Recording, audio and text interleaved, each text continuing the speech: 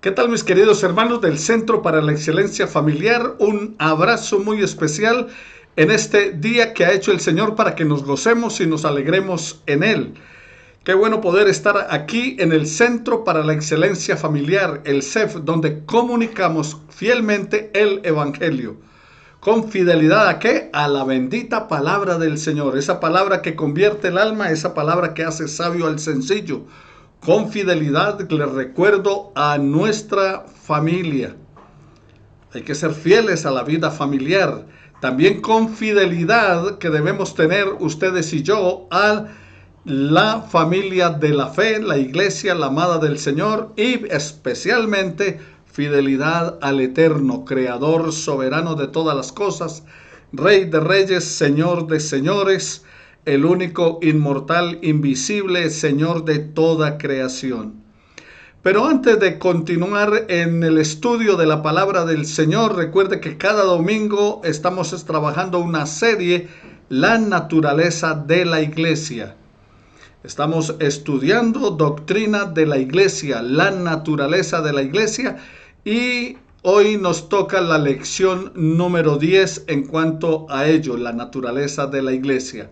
Pero antes de hacerlo, entonces vamos a tener un momento de oración para pedirle al Señor que tenga misericordia de nosotros, que abra nuestra mente, que abra el entendimiento, que abra nuestros corazones a su palabra para poder recibirla, asimilarla en nuestra vida, que nos ayude una vez entendida, aplicarla, llevarla a la práctica en nuestra vida diaria.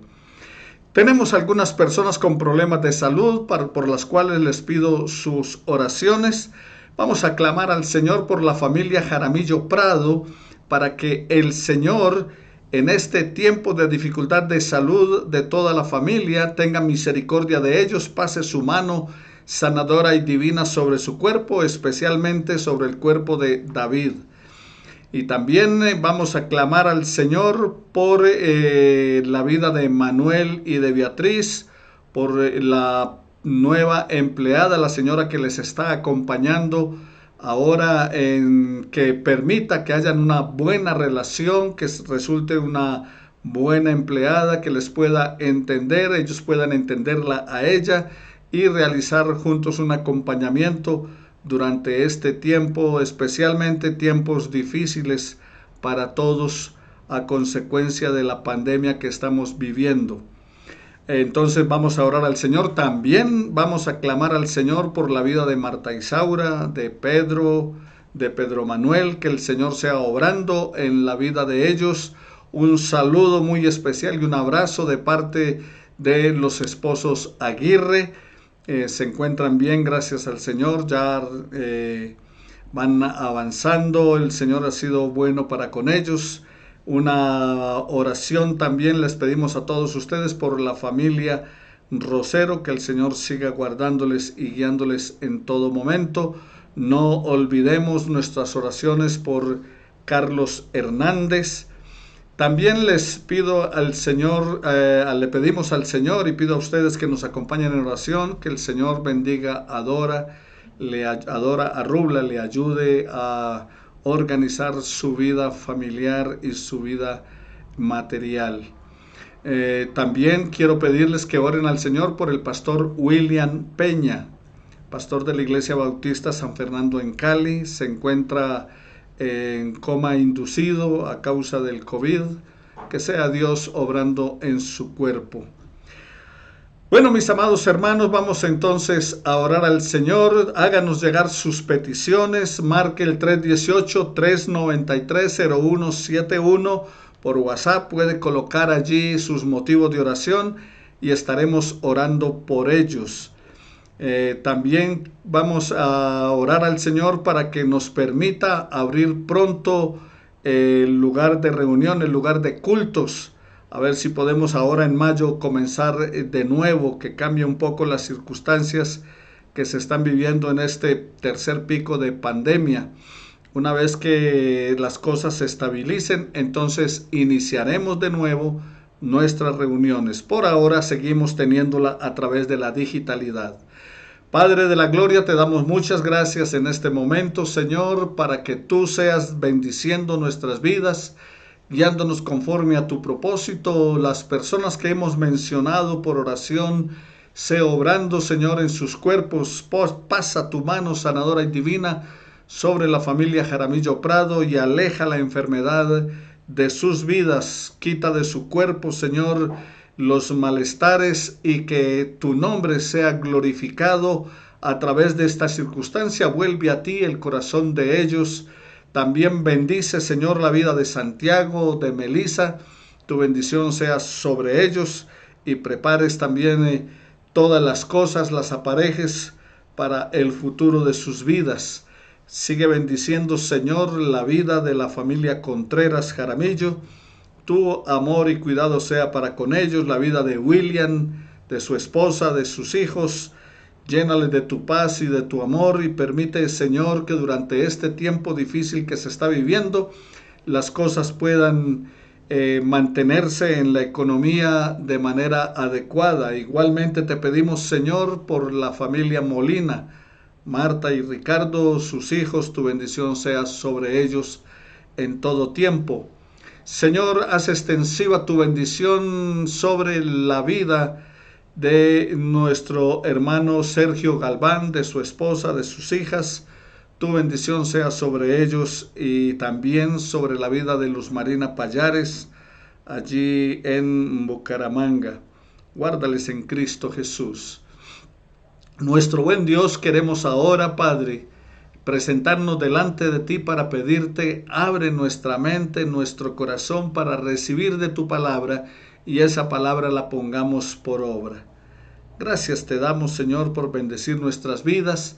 Gracias por lo que estás haciendo en la vida de Joana y Diego, aparejando, Señor, tu provisión, porque tú, Señor, no faltas con la bendición.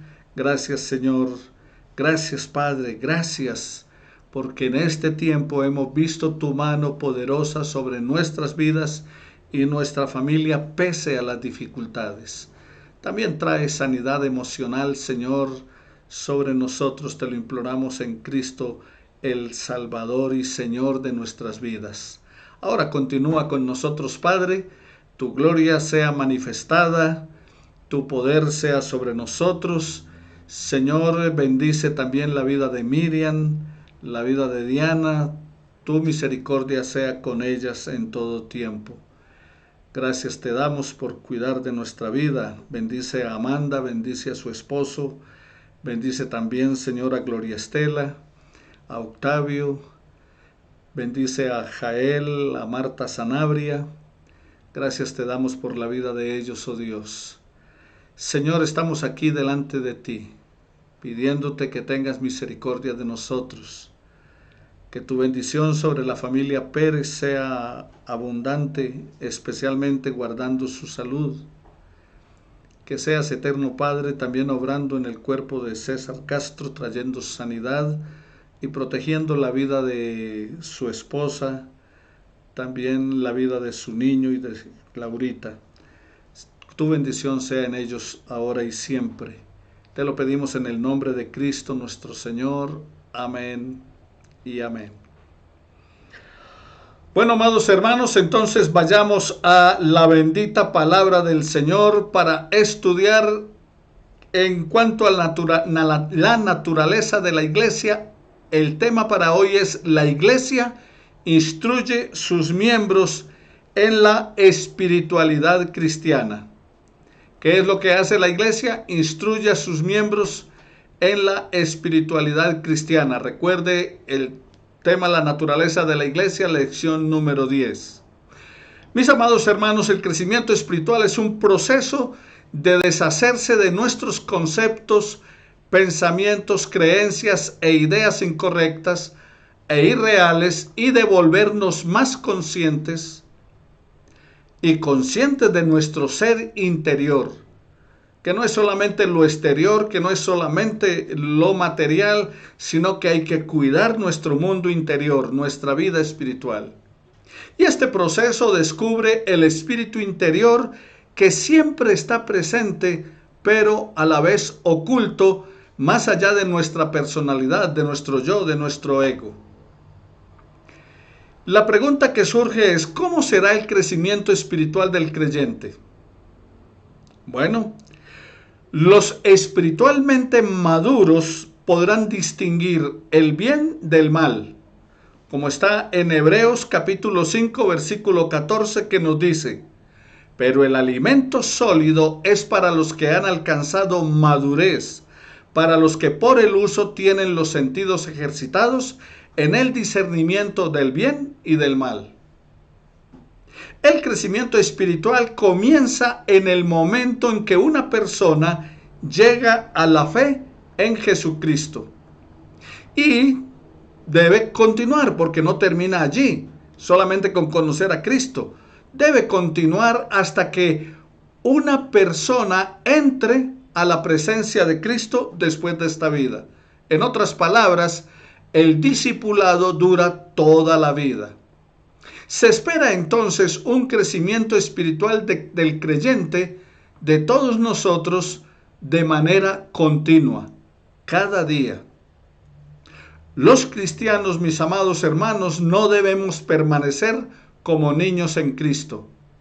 Pablo le reclamó a los creyentes de la iglesia de Corinto lo siguiente: de manera que yo, hermanos, no pude hablaros como a espirituales, sino como a carnales, como a niños en Cristo. Primera de Corintios capítulo 3, versículo 1. Usted y yo hemos participado de un nuevo nacimiento. Juan capítulo 3, versículo 3, Jesús dijo que el que no nace de nuevo no puede ver el reino de Dios. Y entonces, por la fe en Jesucristo, al recibirle como Señor y Salvador, entramos a ser parte de su familia. Juan 1:12 dice: a los que creyeron y le recibieron, les dio el derecho, la autoridad, la potestad de ser llamados hijos de Dios. Pero ahora, si hemos nacido de nuevo, es menester seguir creciendo cada día. Porque, ¿qué le parece a usted que su hijo se hubiera quedado bebé y que todavía le estuviera cambiando pañales y con 40 años? Bueno, es menester que ese que nació vaya creciendo cada día. Así nosotros tenemos que crecer en la gracia y en el conocimiento de nuestro Señor. Primera de Corintios capítulo 3, versículos 1 al 3 y segunda de Pedro capítulo 3, versículo 18. Este proceso, amados hermanos, de crecimiento espiritual y de madurez es lo que queremos decir cuando hablamos de espiritualidad cristiana. Entonces, al hablar de espiritualidad cristiana, nos referimos ¿a qué? A la práctica de la presencia de Dios en la vida de cada persona. La espiritualidad no viene fácilmente, tampoco inmediatamente. Esa espiritualidad en tu vida y en mi vida debe ser enseñada, cultivada y experimentada. Ahora, como maestra, la Iglesia identifica los dones del Espíritu, los atributos de la fe y el medio para experimentar la gracia de Dios. Por lo tanto, la Iglesia entonces es una guía espiritual que por lo tanto ayuda a sus miembros a descubrir dones espirituales y madurez en la fe. O sea, la Iglesia como maestra tiene el deber de orientarnos de cómo se debe vivir y compartir la vida cristiana. Y por eso estamos teniendo esta serie de doctrinas sobre la Iglesia. La Iglesia provee instrucción ética, o sea que dentro de la enseñanza que la Iglesia le da a sus miembros, la Iglesia le provee instrucción ética. El teólogo C.H. Dodd comentó que en el Nuevo Testamento la enseñanza, o sea, la didáscala, era una instrucción ética en la mayoría de los casos. Aunque las demandas éticas son esenciales al Evangelio, la iglesia no promueve requisitos éticos como un fin en sí mismo. O sea, en otras palabras, el principal propósito de la iglesia no es enseñarles cómo se debe vivir bien, sino que es llevarlos a Cristo. Pero a la vez que los lleva a Cristo, entonces, ¿qué hace la iglesia? Les enseña a sus miembros acerca de cómo se debe vivir y compartir esa fe cristiana. La instrucción ética no es un legalismo, no es una fórmula de normas y de prohibiciones. Algunas iglesias basaron su enseñanza en decirle a la gente: no se vista así, no coma esto, no coma aquello, guarde tal día, usted debe venir a tal día van a ocurrir milagros, sanidades y prodigios. Y entonces comenzaron a colocarle normas y prohibiciones de lo que se debía hacer y no se debía hacer. La iglesia esa no es la función primordial de la iglesia, sino un reflejo del nuevo mandamiento de Cristo. ¿Y cuál es ese? Amarnos los unos a los otros. Como Él dijo: ámense los unos a los otros como yo los he amado. Juan capítulo 13, versículos 34 al 35. La orden entonces del Señor Jesús de amar no se está representando o presenta una ley mucho más alta que distingue a todos los seguidores de Jesús del resto del mundo. Romanos capítulo 8, versículo 13. Las pautas éticas que la iglesia enseña tienen implicaciones individuales y comunitarias. Como su contrapartida, en el Nuevo Testamento, la iglesia moderna instruye a sus miembros en la honestidad, fidelidad, mayordomía y otros aspectos que tienen que ver con la conducta personal.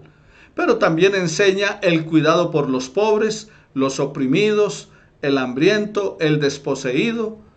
La palabra del Señor nos dice en Isaías 1:17: aprended a hacer el bien, buscad la justicia, reprended al opresor, defender al huérfano y abogad por la viuda. La iglesia será juzgada por la misma ética que enseña. O sea que la iglesia va a ser juzgada por lo que ella enseña. Y cada tema es evaluado a la luz de Cristo, quien es el supremo maestro de ética y nuestro ejemplo. Cristo es el ejemplo para la iglesia de cómo se debe vivir en Dios y para Dios. Dice el Señor Jesús en Juan capítulo 13, versículo 15: porque ejemplo os he dado, porque como yo he hecho, vosotros también hagáis. O sea, ¿qué dice el Señor? Que nos dio ejemplo para que, así como Él hizo, ustedes y yo lo hagamos. En primera de Juan capítulo 2, versículo 6 dice: el que dice que permanece en Él debe andar como Él anduvo. ¿Qué otra cosa enseña la iglesia? Entonces les decía que la iglesia, ¿qué? Enseña o provee instrucción ética. En segundo lugar, la iglesia enseña la doctrina cristiana. Por lo tanto, instruye a la comunidad, a sus miembros, en las verdades esenciales de la fe, para que sus miembros, ustedes, no sean llevados por doquiera de todo viento de doctrina que por estratagema de hombres que para engañar emplean con astucia las artimañas del error. Efesios capítulo 4, versículo 14. Así que, mis amados hermanos, la iglesia tiene la responsabilidad de ayudar a sus miembros a diferenciar entre los profetas y las doctrinas falsas y verdaderas. Pero la doctrina que la iglesia enseña no es un fin en sí misma. Como toda la instrucción de la iglesia, el fin de toda la enseñanza doctrinal es Cristo. Es la única doctrina por la cual se juzgan todas las cosas. O sea que una iglesia puede repartir todos sus bienes, Una iglesia puede hacer cantidad de obras de misericordia. Una iglesia puede tocar puerta a puerta por toda la ciudad de Bogotá. Pero si esa iglesia no está haciendo la obra de misericordia en Cristo, por amor a Cristo, si esa iglesia no adora a Cristo, si esa iglesia no enseña a Cristo, si los mensajes no tienen a Cristo como el centro del mismo, esa iglesia entonces no está enseñando el verdadero evangelio, no está enseñando la verdadera doctrina cristiana. Cuando la iglesia enseña, también evangeliza, porque provee un testimonio de la verdad del evangelio. Cuando los cristianos, todos ellos, se involucran en la tarea, cuando los cristianos evangelizan, viven de acuerdo con el evangelio, están dando un testimonio de la fe cristiana. La evangelización no es solamente hablar, no es solamente comunicar las buenas nuevas, es también vivir la verdad de Cristo cada día. El que quiere venir en pos de mí, niéguese a sí mismo, tome su cruz cada día y sígame. En tercer lugar, hablando de la iglesia como maestra que enseña y evangeliza, entonces la iglesia evangeliza y enseña a los niños. La responsabilidad tuya y mía es instruir a los niños de tu familia, a los niños de la iglesia. La instrucción y la evangelización son inseparables del evangelio. Ambos están involucrados en la conversión de las personas a la fe cristiana. La iglesia no solo enseña a los que ya han creído, también instruye a las personas que están en el camino hacia la fe. A veces la iglesia enseña antes de evangelizar.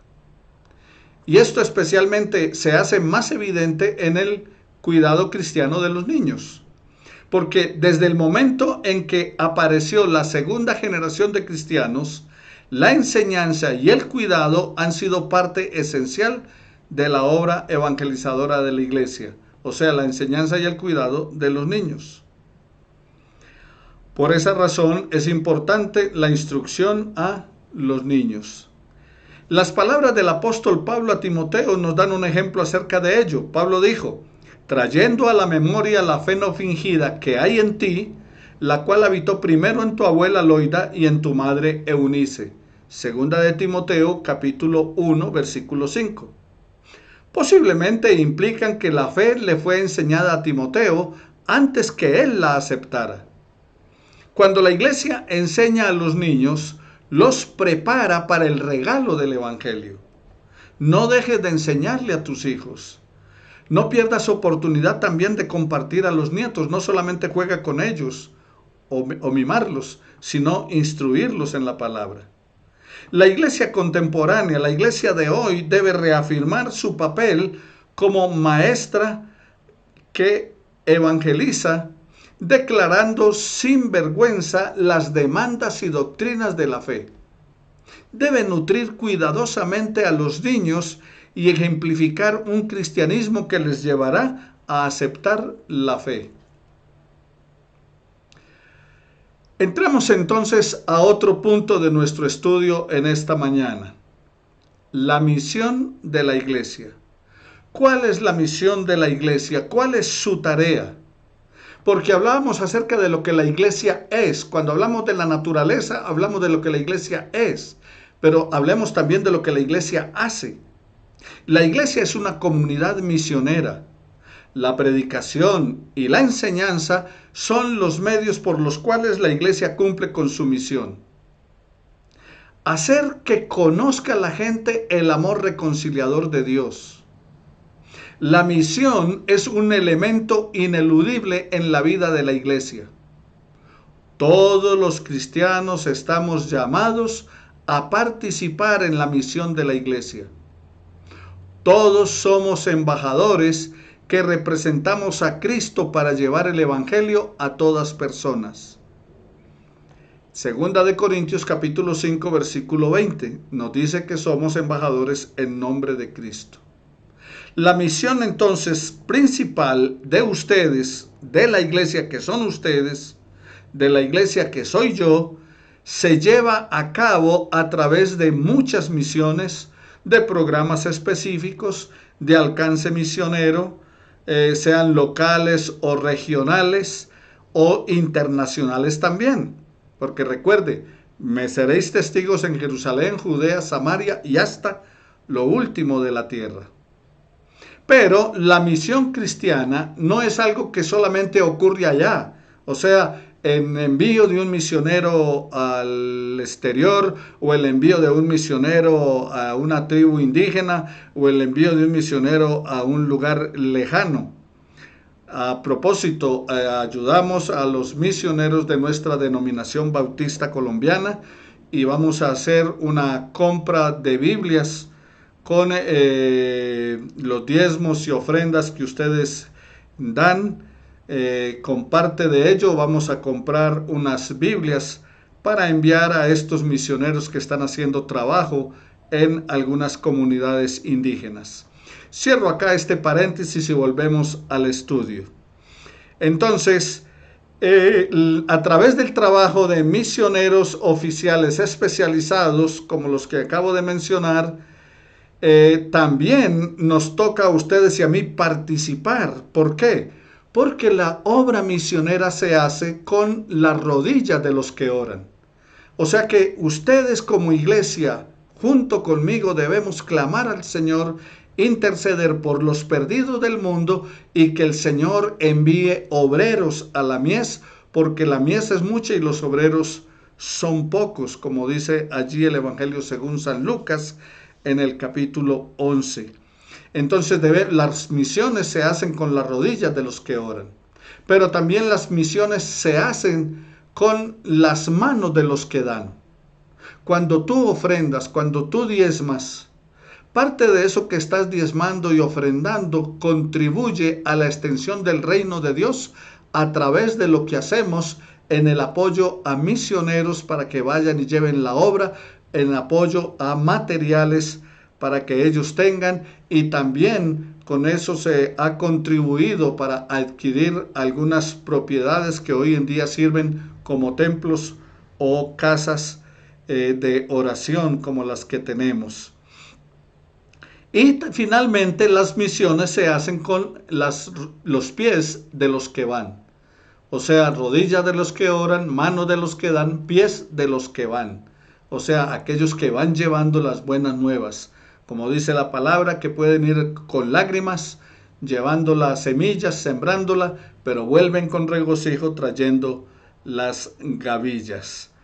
Entonces, es la actividad de todo el pueblo de Dios, que se expresa de muchas formas. La misión de la iglesia es la iglesia entera en acción. Eso es la misión. La iglesia entera en acción. Tú debes estar aprovechando. Coge tu teléfono, llama a familiares, amigos, vecinos, conocidos y háblales acerca de Jesús. Cuando el pueblo de Dios ministra en el nombre de Cristo, donde quiera que estén, están cumpliendo la misión de la iglesia. Y dentro de la misión de la iglesia está el testimonio al mundo. La iglesia tiene una misión en el mundo. Aunque es llamada fuera del mundo, la iglesia existe en el mundo como un testimonio del amor de Cristo. Recuerda que Él nos dejó acá como sal y luz de la tierra, Mateo capítulo 5. Acepta el mundo como un escenario de la actividad creadora y redentora de Dios. A la vez, reconoce los peligros de la mundanalidad en su propia vida. O sea que la iglesia no está ajena a la problemática que vive el mundo.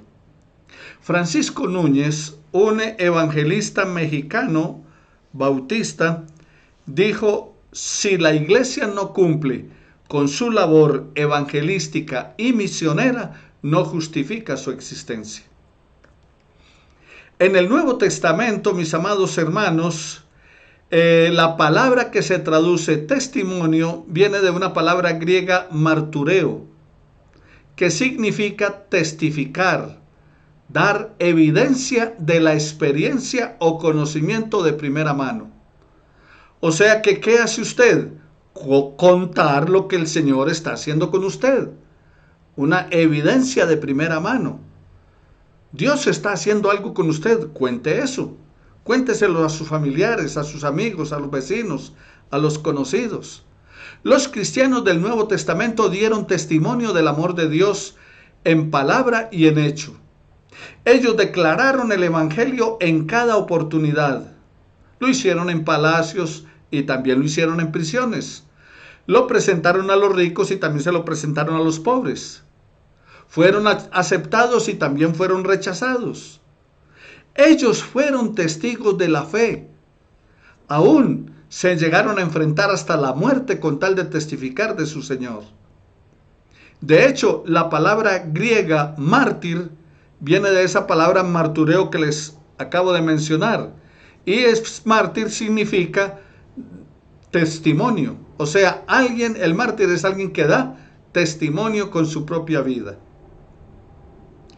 Dentro de la misión de la iglesia es una señal para el mundo de la actividad de Dios. Entonces, primero es que la iglesia, un testimonio al mundo. Segundo, la iglesia es una señal para el mundo de la actividad de Dios, dentro de lo que es la misión de la iglesia, o sea, la tarea, la obra de la iglesia.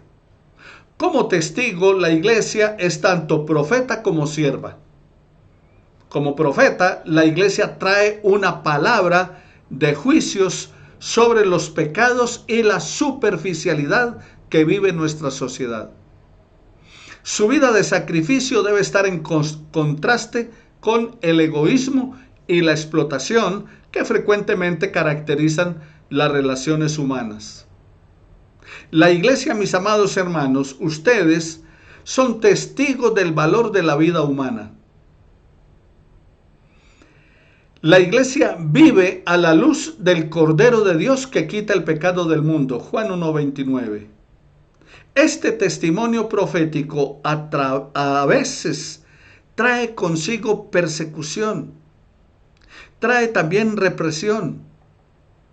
Es un ejemplo de lo que está ocurriendo a cristianos en países con regímenes totalitarios, donde persiguen a los cristianos, donde les queman las iglesias, donde los matan, donde los meten a la cárcel. Pero mis amados hermanos, es un elemento ineludible de la misión de la iglesia. Que la iglesia, como decía un coro que se cantaba, un himno que se cantaba hace años, en la prueba y en la lucha, la iglesia sigue caminando y solo se detiene para descansar. De lo contrario, la iglesia tiene que estar en actividad día tras día, siempre proclamando la verdad de Jesucristo. La iglesia no puede dejar de ser y hacer lo que Jesucristo le dejó como tarea, de aquello que Jesucristo le dejó como legado. Vayan y hagan discípulos a todas las naciones, bautizándolos en el nombre del Padre, del Hijo y del Espíritu Santo, y enseñándoles que guarden todo lo que les he mandado. La iglesia siempre ha sido perseguida y será perseguida. La iglesia nació ilegal y seguirá siendo ilegal hasta la venida de Cristo. ¿Por qué razón? Porque la iglesia no es del mundo, como tampoco era del mundo. Ellos no son del mundo, como tampoco yo soy del mundo, dijo el Señor Jesús en Juan 17:16. Entonces no creas que con nombrar pastores en la política para que sean gobernantes, o de nombrar pastores en el Congreso, o de nombrar cristianos en otras esferas, las cosas van a cambiar. No, la iglesia debe estar separada del Estado. La iglesia le debe responder a Jesucristo y tiene que señalar el pecado en cualquiera de sus formas, pecado de los gobernantes, pecado de la gente común y corriente, de los ricos, de los pobres, etc. Esa es la tarea, la misión evangelizadora de la iglesia. Y no se va a lograr el cambio de la humanidad a través de la política, porque ese cambio solo lo puede obrar el Espíritu Santo en aquellos que han recibido a Jesucristo como Señor y Salvador. El testimonio de la iglesia también se encuentra en el servicio. Como su Señor, sirviendo a su Señor, la iglesia toma forma de siervo, dando a comer al que tiene hambre, dándole ropa al desnudo, cuidando al enfermo y al prisionero. Filipenses capítulo 2, versículo 7 y Mateo capítulo 25, versículos 31 al 46. El Nuevo Testamento usa la palabra diáconos, no tanto para describir un grupo oficial de la iglesia, sino como para describir el papel de siervo de la comunidad de fe, que es la iglesia. La iglesia es un siervo que Jesús mismo ejemplificó y al cual llamó a sus discípulos. Juan capítulo 13, versículos 1 al 17. Él nos dio el ejemplo para que sigamos sus pisadas. El servicio de la iglesia se extiende aún a aquellos que rechazan y repudian su testimonio. El testimonio de la iglesia más se acerca a Cristo cuando se ve reflejado en el amor y en el servicio a sus semejantes, incluido sus enemigos.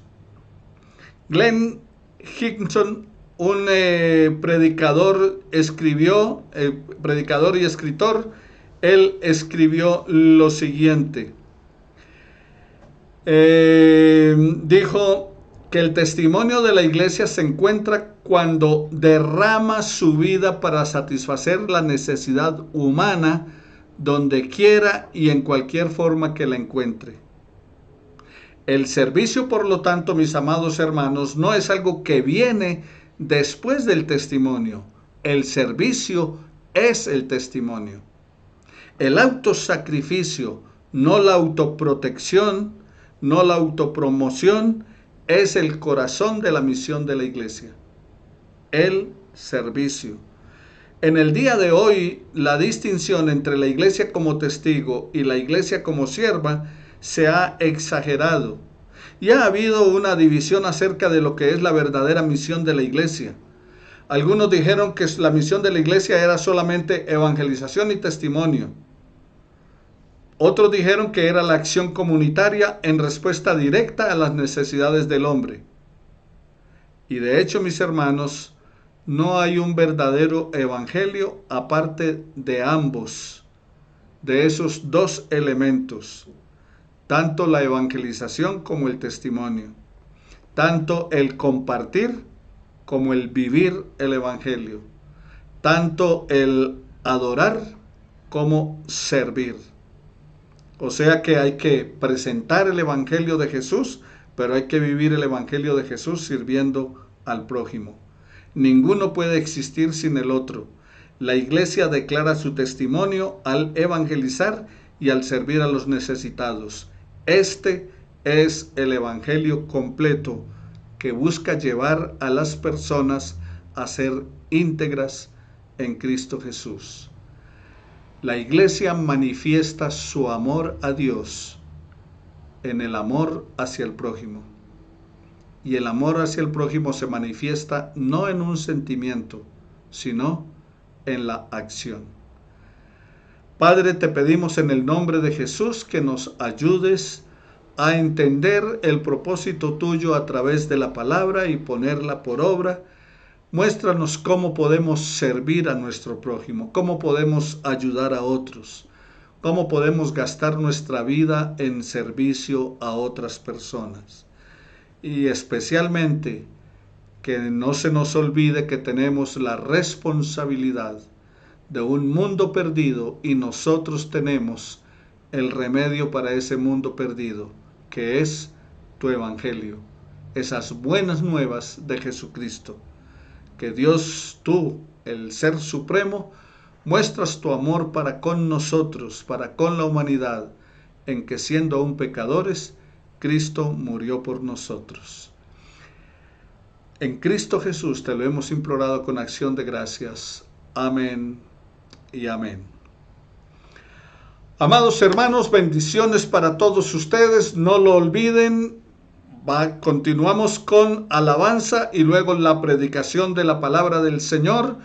Si no lo hiciste al comienzo, ahora mismo llama a tus familiares, vecinos, amigos, conocidos y diles entren a santel.info.